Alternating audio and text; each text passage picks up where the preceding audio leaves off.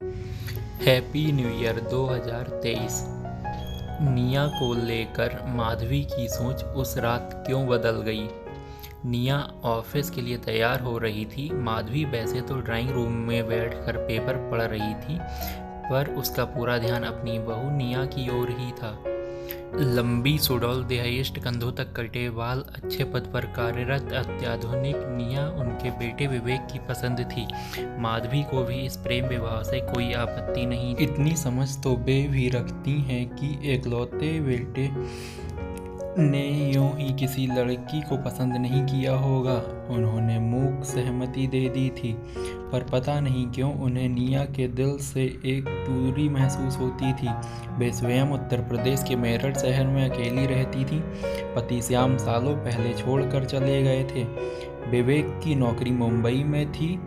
उसने जब भी साथ रहने के लिए कहा तो माधवी ने यह कहकर टाल दिया कि सारा जीवन यहीं तो बिताया है, पास पड़ोसी हैं, सगे संबंधी भी यहीं हैं। मुंबई में शायद मेरा मन ना लगे।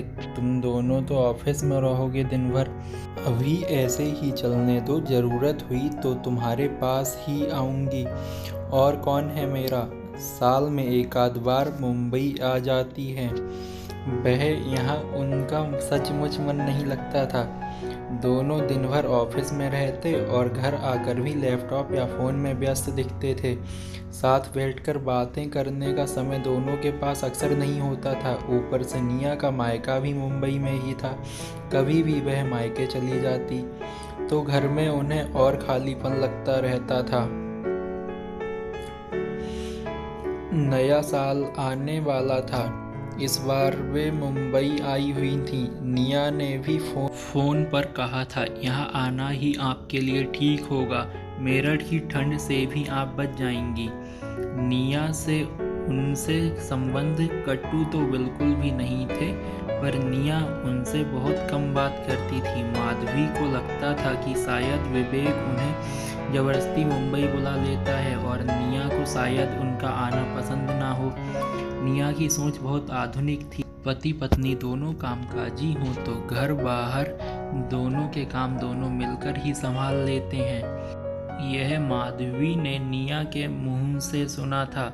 उसकी स्पष्ट वादिता पर बड़ी हैरान हुई थी। निया को वे मन ही मन खूब जांचती परखती और उसकी बातों पर मन ही मन हैरान सी रहती थी। सोचती अजीब मुंहफट लड़की है। आधुनिकता और आत्मनिर्भरता ने इन लड़कियों का दिमाग खराब कर दिया है। कल ही कह रही थी, विवेक मैं बहुत थक गई हूँ, तुम ही सबका खाना लगा लो।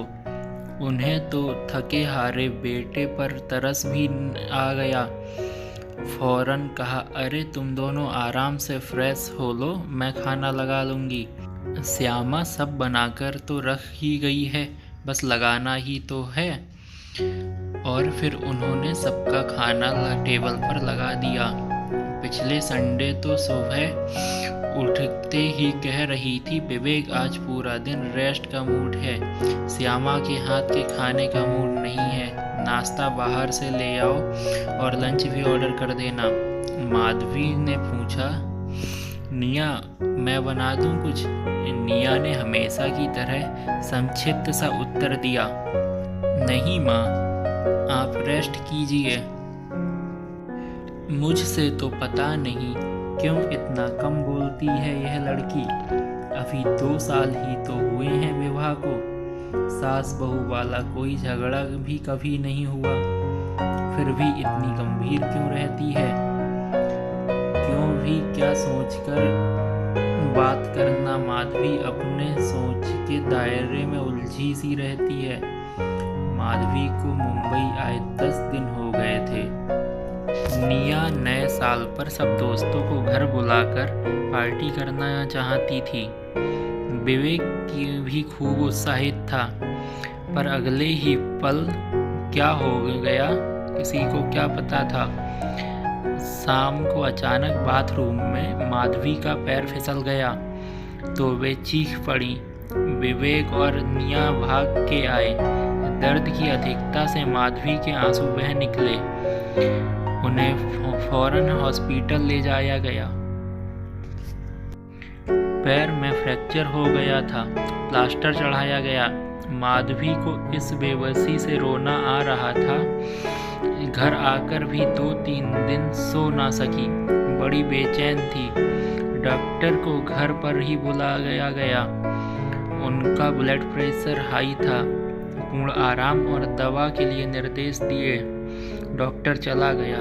विवेक उन्हें आराम करने के लिए कहकर लैपटॉप पर व्यस्त हो गया। माधवी को इस तकलीफ में जीने की आदत डालने में कुछ दिन लग गए। पहले निया के मना करने पर भी कुछ ना कुछ इधर उधर करते हुए अपना सारा समय बिता लेती थी। अब तो अकेलापन और बड़ा लगने लगा था। इस कहानी से हमें शिक्षा मिलती है कि हमें सारा टाइम फ़ोन और अपने कामों में व्यस्त नहीं रहना चाहिए। हमें अपने माता पिता और बड़े बुजुर्गों के साथ भी अपना समय बिताना चाहिए। हेलो फ्रेंड्स, यह कहानी आपको कैसी लगी कमेंट बॉक्स में कमेंट करके बता दीजिए और चैनल को सब्सक्राइब कीजिए। वीडियो अच्छी लगी हो तो वीडियो को लाइक करिए और अधिक से अधिक हमारी कहानियों को देखिए। Thank you friends, bye bye. फिर मिलते हैं नेक्स्ट वीडियो में। Happy new year to all. आप सभी अपना न्यू ईयर अच्छे से मनाइए और अपने से कमिटमेंट कीजिए कि ये साल पिछले साल से बेहतर गुजारेंगे। Okay, thank you, bye bye.